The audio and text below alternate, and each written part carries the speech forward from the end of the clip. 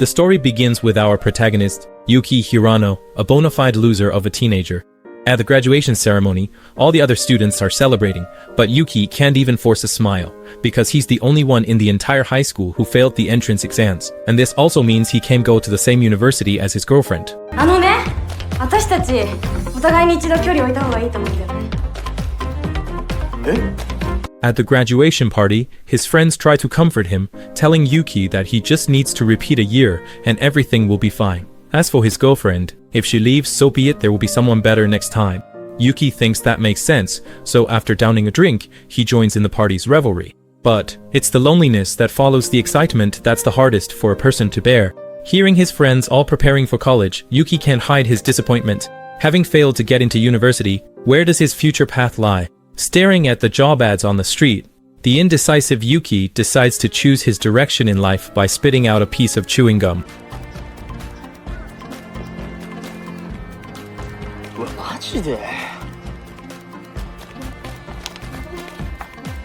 Yuki picked up the flyer and looked at it over and over, unable to suppress a smile at the corner of his mouth.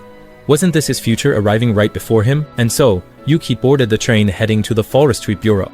On the way, his friend called to ask why he had chosen this line of work. Staring at the woman on the flyer who looked strikingly like Masumi Nadasawa, Yuki gave a lofty-sounding answer.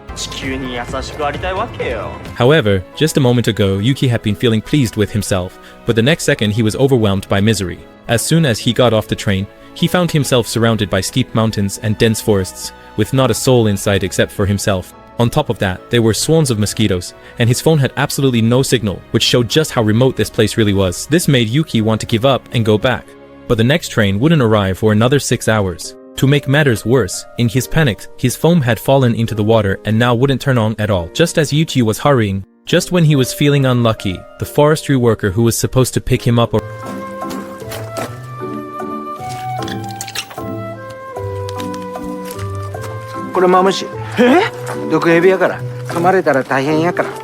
On the way, the forestry worker introduced the job to Hirano, saying the pay was very high and food and accommodation were included, but all Hirano could see were the towering trees around him reaching up to the sky.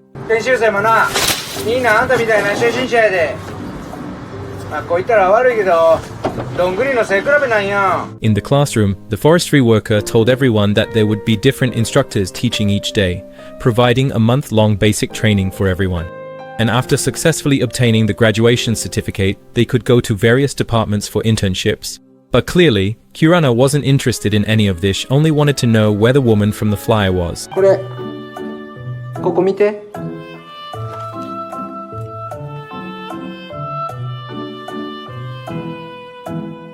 At this point, Hirano's last bit of hope was completely crushed. Feeling deceived, he had no interest in studying at all. While the teacher explained theoretical knowledge up front, he sat in the back, fiddling with his water-damaged phone. When the teacher taught everyone how to tie rope knots, he would end up weeding a straw doll instead. Of course, not all the teachers indulged his behavior. Seeing that Hirano was either interrupting or chatting idly with the person next to him, a teacher named Ida was immediately infuriated.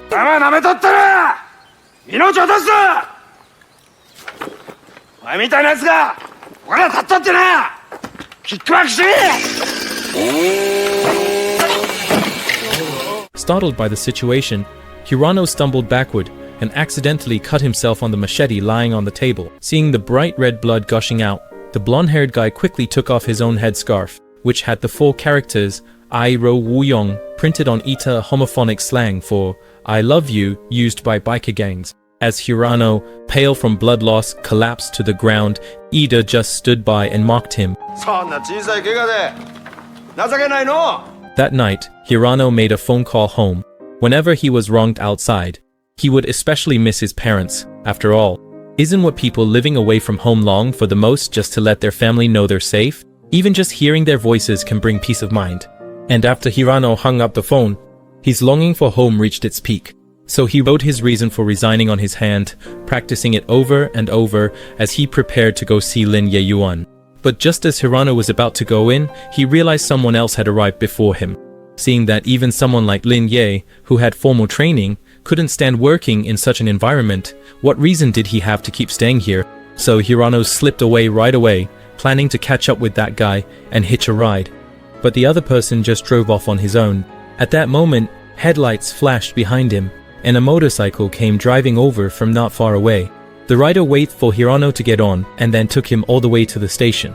But the moment the rider took off her helmet, Hirano finally saw clearly that she was the woman from the poster who looked strikingly like Masami Nagasawa. 興味本位で来ただけやったらさっさと帰ってくれへん。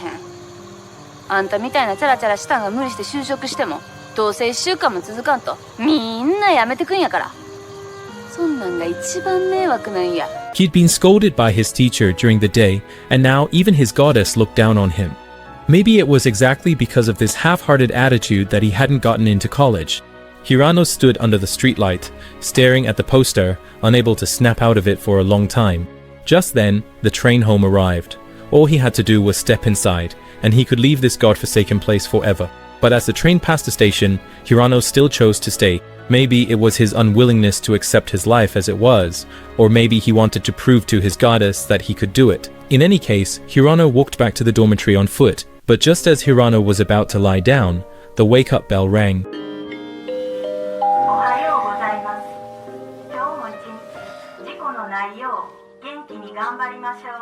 And so, Hirano persevered for a month and finally received his graduation certificate. Even Hayahara couldn't help but see him in a new light because of this. 正直言うとな、君が最初におらんようになると思っとったわ。はあ、今度会うんは山の中やな。山本君、よう頑張ったな。正直言うとな、君が最初におらんよ。When another trainee asked which department Hirano would be assigned to for his internship, Hirano replied, Nakamura Forestry.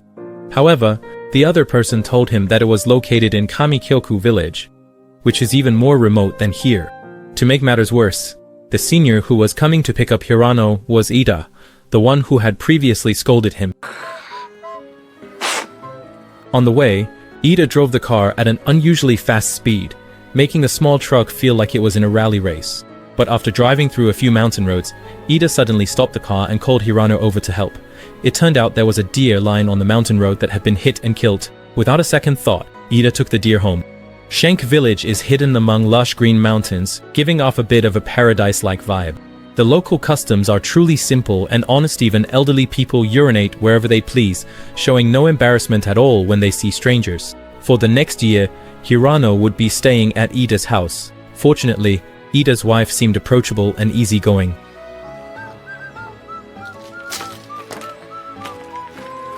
Ida pointed to a house not far away and told Hirano that it was Master Nakamura's home, suggesting he dull over and pay a visit first, while Ida himself performed a rectal surgery on a fawn. Watching the blood continuously gush out, the already anemic Hirano took off running in panic. When Hirano arrived at the master's house, he found the whole family to be very warm and welcoming, especially their dog.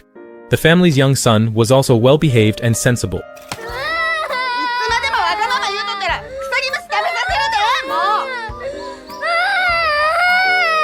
At that moment, the master suddenly mentioned that an ancient tree had fallen in the forest and asked Hirano if he would like to go along to take care of it.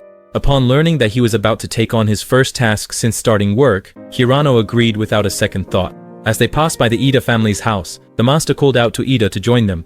Ida immediately dropped what he was doing and, without a word, dashed to the car, showing just how much he loves this job.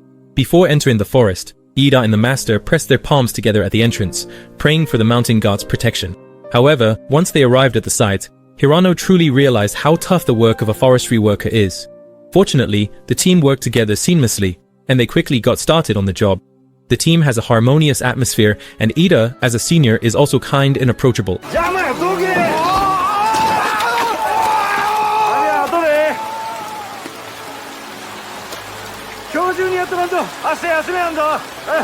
Just like that, Hirano slid all the way down the slope, and even lost his photo of his goddess. After the rain finally cleared, the coach asked Hirano to introduce himself, but as he awkwardly touched his backside, he saw a patch of blood. In a panic, he hurriedly took off his pants, only to discover that his butt was covered in leeches.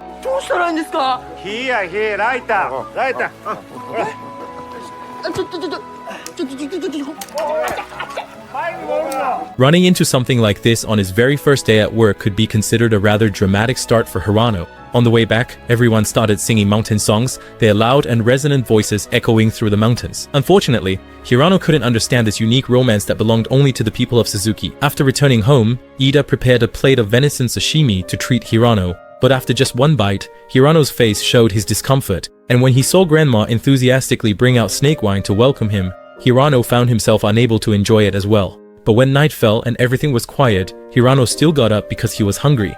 As a result, he caught the Ida couple sneaking out for a secret gathering. Taking the opportunity, Hirano ran to the kitchen to look for something to eat, but to his surprise, he found a deer head there. This gave Hirano quite a scare. Seeing a glass of water nearby, he drank it down without a second thought, only to realize afterward that it was the glass Grandma used to soak her dentures. Thinking about how he had just had such an intimate encounter with Grandma, Hirano now felt utterly hopeless, and once again considered giving up and leaving. The next morning, seeing that there was no one in the house, he quickly packed his things and made a run for it. Along the way, Hirano learned from some elderly ladies playing mahjong that there was a train station just ahead on the shopping street. 歩いて行けます？ああ、町までか？わしらは車やけどな。おいで。ちょうどええやろ。行ってこい行ってこい。行ってこいって。車だとどれぐらいかかりますか？2時間ちょっとや。近いな。At that moment, Fada suddenly drove by. To cover up the fact that he was trying to run away, Hirano had no choice but to lie and say he wanted to get his phone fixed. Unexpectedly, Fada clapped his hands in agreement, saying he also happened to be heading to the shopping district. Without another word, he pushed Hirano into the car.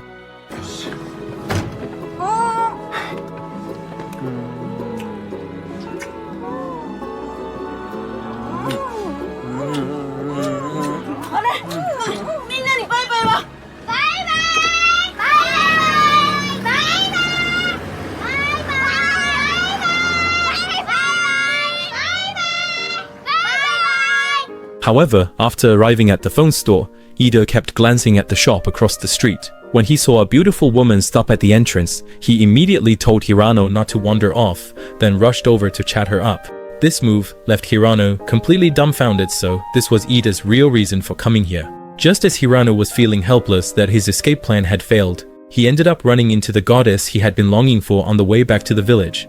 Hirano immediately got out of the car. Trying to show off his charm, he casually grabbed a leaf and stuffed it into his mouth. But instead of impressing anyone, he just ended up with a face full of bitterness.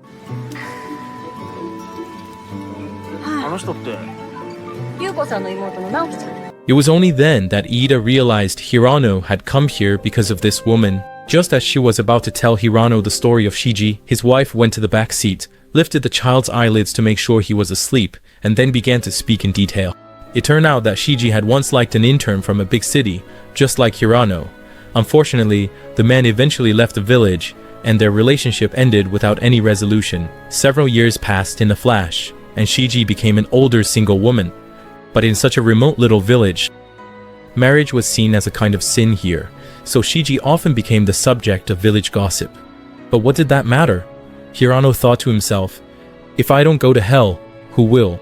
Let me bear this sin. In the days that followed, Rada would wake up the habitually late Hirano every morning, and their task was to plant saplings all over the mountain. Looking at the barren slopes, their ambitions grew.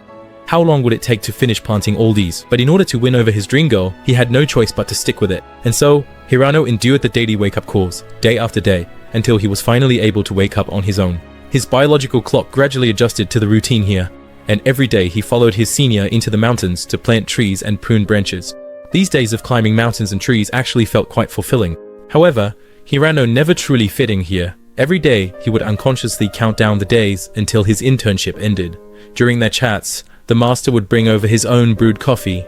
Sipping black coffee in the fresh morning air, maybe this was the most pleasant moment in life. And having the bento prepared by his sister-in-law at this time made things even more comfortable.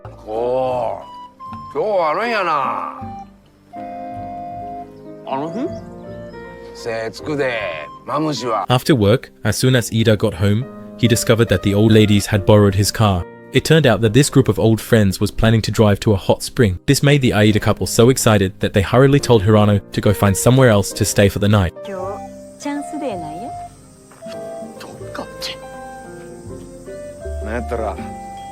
一晩中見物でもするか。直樹のとこへでも行って押し倒したら。そしたら話が早い。だから違うって言ってるでしょ。これ持ってけ。 With no other choice, Hirano went to Naoki's place. He originally just wanted to have a chat, but ended up seeing Naoki moving things.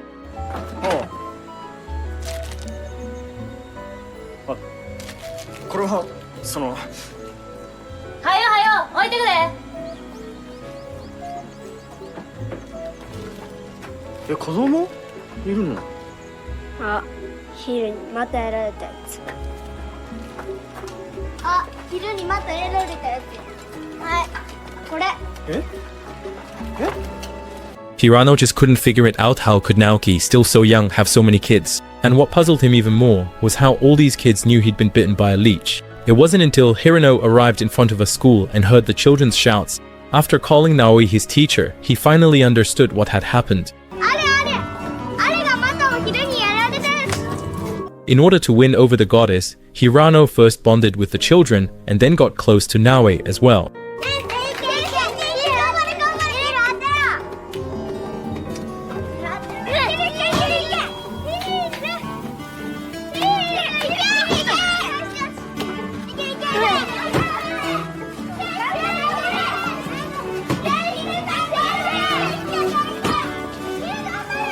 With the children cheering them on, the two, both highly competitive, became more and more engrossed in the game. But just then, the teacher's wife suddenly called Hirano over to introduce him to the president of Nakamura Forestry. However, this elderly man in a flat cap didn't think much of Hirano from the start, because he believed outsiders would never truly belong here. Watching the president walk away, Hirano finally remembered the reason he had come, so he asked if he could stay at his master's house for the night. However, when Hirano arrived at his master's house, he discovered that the walls were covered with old photographs passed down since the Meiji era. It turned out that the Suzuki family's work had already begun in his grandfather's generation, and this tradition of passing it down from one generation to the next had never changed. Now, the magnificent spruce trees, which had been carefully planted by his esteemed grandfather many years ago, had grown incredibly tall and impressively towering. Consequently, the wise master thoughtfully asked Hirano if he would be willing to personally cut one down himself. As a complete newcomer to this demanding profession, Hirano had never before even cut down a small, insignificant tree in front of him, let alone a truly ancient and centuries-old one. So, under the watchful eyes of everyone, Hirano used what he had learned to determine the direction in which the tree would fall and the safe spot to avoid it, and then began his first tree felling experience. しっかりせんか！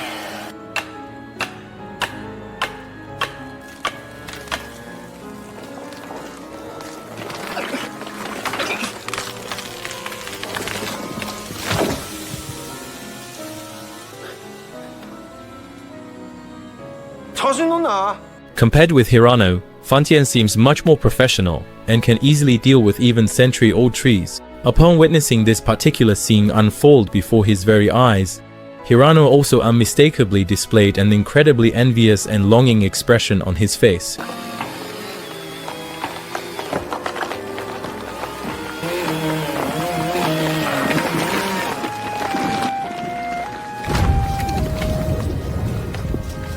Looking at the century-old tree in front of you, the circles of annual rings are like records, and if you smell it carefully, you can smell a faint fragrance.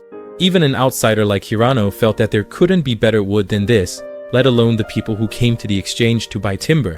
In the end, the auction price actually reached as high as 800,000 yuan, which is already a huge sum for an ordinary person like Hirano.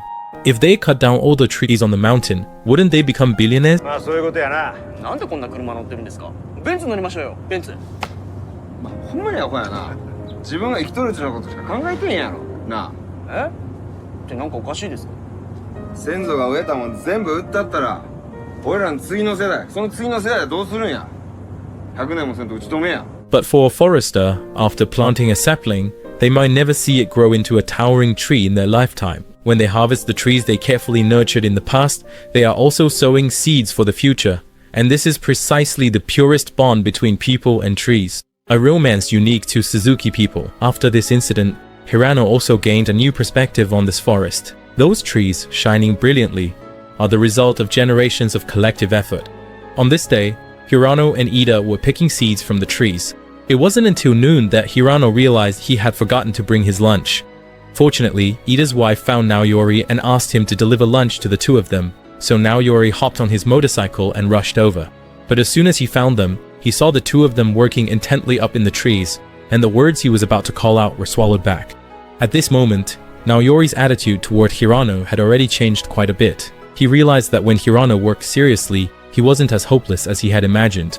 He sat quietly to the side, watching Hirano, until Ida asked Hirano to go get the lunch, and only then did Naoyori greet the two of them. After that, the two of them sat by the picturesque riverside eating lunch, with an air of subtle intimacy lingering between them. Naoyori could tell that the boy before him had already developed a deep affection for these mountains and forests. Not only did he naturally pick wild fruits, but he also ran to the creek to fetch water. When he spotted the mountain god statue in the distance, he even took the initiative to break off half of his rice ball and place it beside the offering shelf. Compared to his initial indifference when he first arrived, Hirano now showed a newfound respect and reverence for the mountains and forests. At that moment, a torrential rain began to pour from the sky, so Hirano and Naoyori had no choice but to take shelter in the car. Seeing that the goddess was completely soaked, Hirano took out the headscarf that the blonde-haired guy had given him.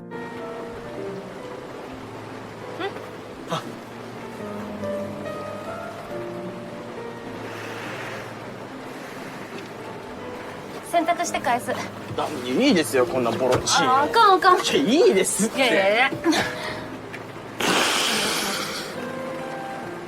な絶対洗って返すし Just as the atmosphere in the car was growing more and more ambiguous, Hirano unexpectedly asked Naoyori about the reason for her breakup with her ex-boyfriend. You really have to say, Hirano is such a straight-laced guy, why bring up someone else's sad past? The nice atmosphere from just a moment ago was completely ruined by what Hirano said. 電車もないバスもないコンビニなんか一軒もないだったらこんな村出てもっと町に引っ越せば便利なの簡単に言わんといてどうして昔から She thinks that Hirano, just like her ex-boyfriend, is a city person who can't possibly understand the mountains and will leave here sooner or later anyway. So she simply tossed a crumpled piece of paper to Hirano, then walked away without looking back. When Hirano opened it, he saw that it said his phone had already been fixed.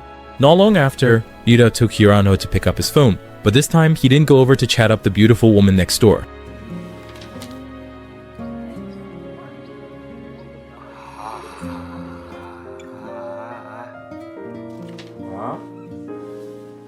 As soon as Hirano turned on his phone, he saw a message from his ex-girlfriend.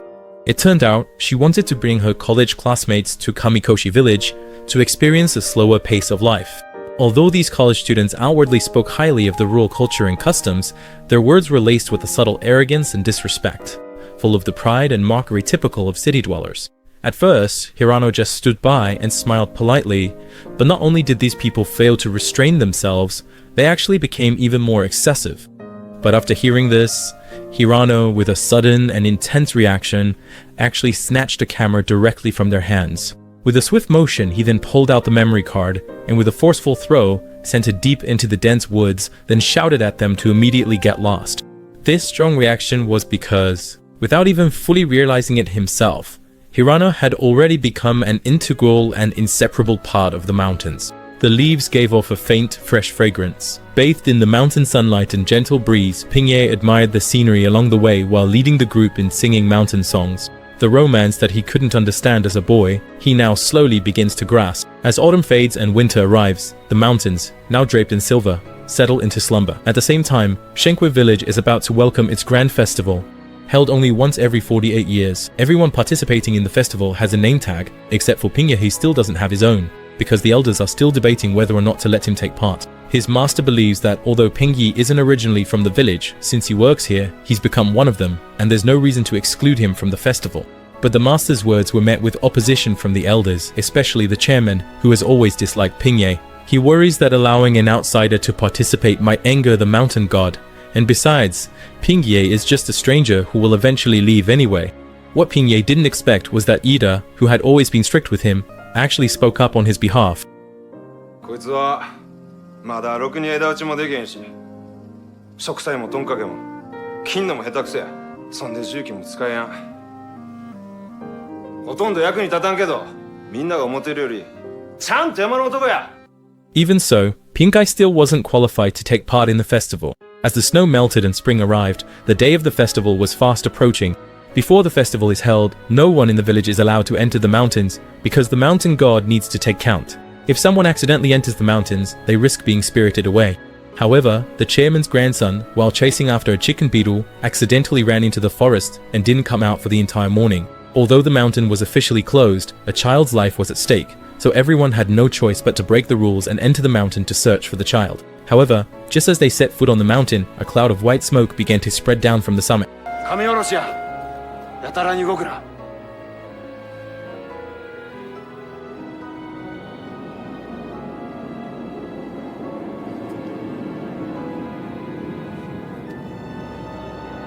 誰？直樹さん？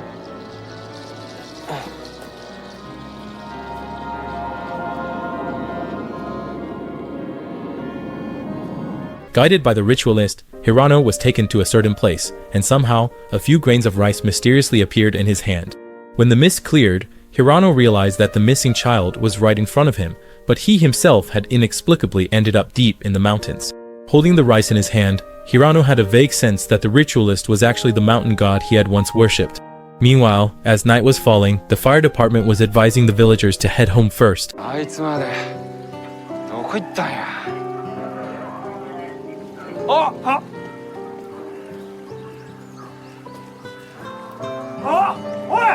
い、見つかったぞ。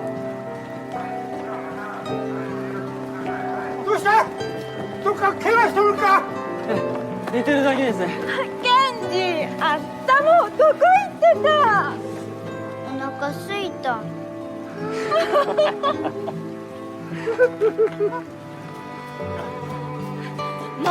う心配させやんといてよ、アホ。すみません。子供ってなんか重いんすね。こっちの手がなんか示して。おい、お前耳に何ぶら下げてるんや。え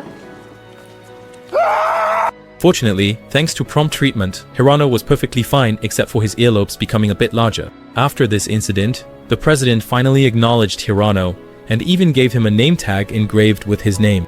And so, next to Ida's name tag, a brand new one appeared, Hirano Yuuki. On the day of the grand festival, the women were busy making snacks, the children were scrambling for candies, and the men had changed into their festival attire, lined up with torches in hand, ready to head up the mountain. But just then, the master's wife suddenly found Hirano and told him that his mother had called, apparently with something very urgent to say. お父さんのことやって、なんかあったんかも。親父が？先に行っててください。後から追いかけます。おう、朝日が昇る前に絶対に先頭まで来いよ。せやないと間に合わへんぞ。間に合わないって？俺だけど、親父どうかしたの？あ、ユウキ？うん。あんたさ、来週には研修終わって帰ってくるんでしょ？え？それでね、お父さんが言うのよ。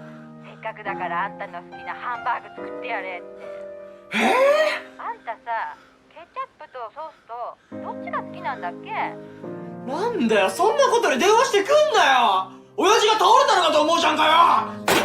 Fortunately, there were still 2 motorcycles at Chokyo, so he could make it to the summit before dawn. 後ろになんか当たるんやけど。しょうがないでしょ。ふんどし一丁なんだから。Chokyo drove all the way up to the summit, and everyone made way for Hirano as well. Each torch shone like a brilliant star in the night. In no time at all, the 2 of them made it from the foot of the mountain to the summit. After Chokyo left, Hirano finally noticed the 1,000-year-old tree standing before him. Larger and thicker than any tree he had ever seen, everyone was going to use the most primitive method to cut down this 1,000-year-old tree. They chopped at it with axes, one blow at a time, first making a triangular notch, then using a huge saw to cut through. The master entrusted this most important task to Ida and Hirano, which was the highest sign of trust and blessing for the two of them. With everyone watching expectantly, the two of them used all their strength, and as the wedges were driven in, the great tree swayed and then crashed to the ground.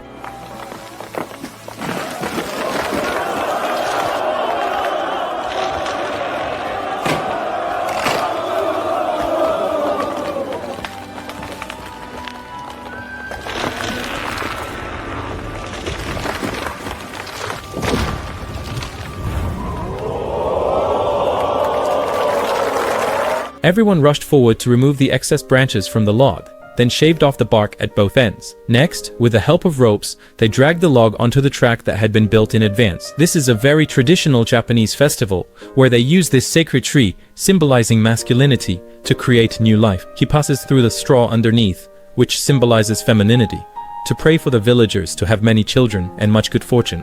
Everyone is pushing the huge sacred log with all their might. But as expected, something unexpected happens. Suddenly, Hirano's foot gets caught by the rope used to pull the log. Seeing that the log is about to slip, everyone runs off to a safe distance, except for Hirano, who is still hopping in place, shouting for help.